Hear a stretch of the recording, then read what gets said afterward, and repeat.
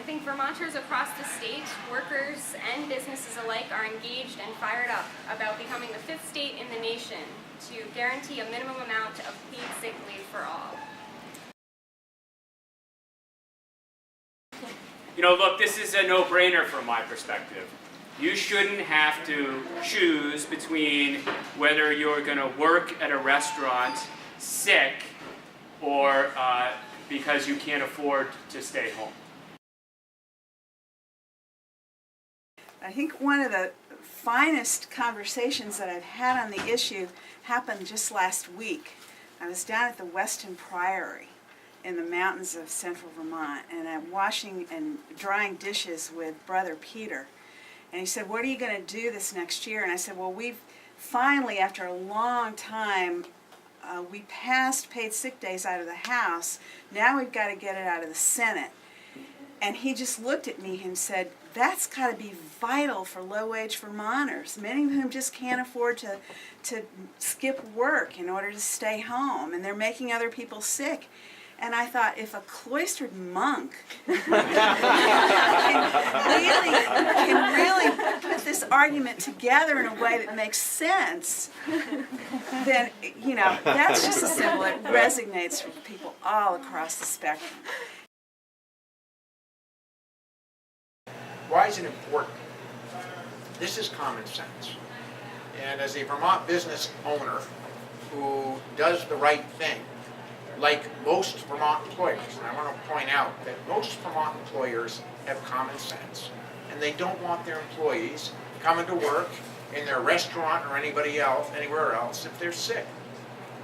But there are a small minority of employees who don't do the right thing and actually will fire, or someone will lose their job because they come to work sick. Why does that affect disproportionately women? Because women tend to have lower wage jobs, and because women tend to be the caregivers in families. So they need more flexibility. My concern about this bill originally was that it was going to require businesses who were doing the right thing to go through a lot of bureaucracy to prove that they were doing the right thing. And the beauty of this bill that was passed with the Speaker's leadership is that it doesn't ask employers who are doing the right thing right now, which is the vast majority of employers across Vermont, to do anything that they're not doing if they're doing the right thing right now. It only asks those who are not doing the right thing to come up to the plate and start doing the right thing. And that's why it's such what I call common sense legislation. There can't be Vermonters out there who want sick people serving them. There just can't be.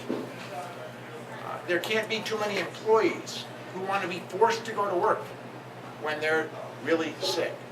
So I really hope that Vermont can help lead the nation to a more sensible policy that will bring equality to women in the workforce and others in the workforce who right now are being put in the untenable situation of choosing between their job, their family's finances, their prosperity, and being really sick, not able to work.